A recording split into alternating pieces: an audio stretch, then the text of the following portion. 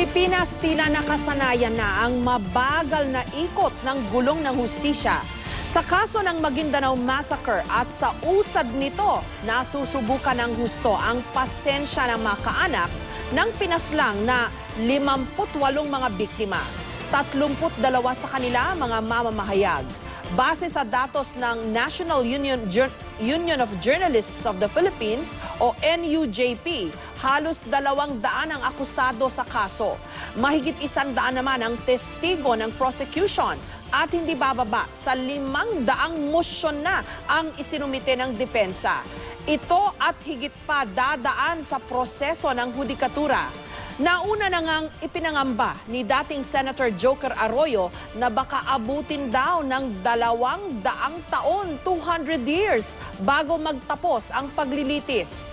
Kamakailan lang, 41 pulis ang hinayaang makapag-post ng bail dahil ayon sa korte, mahina ang ebidensya laban sa kanila.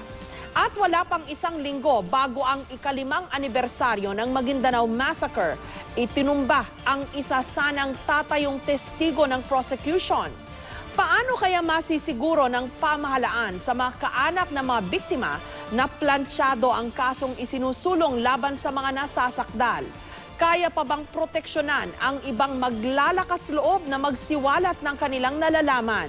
Para sa mga biktima ng pinakamadugong insidente ng karahasan sa buong mundo laban sa mga mamamahayag, mahirap pa ring maaninag ang hustisya.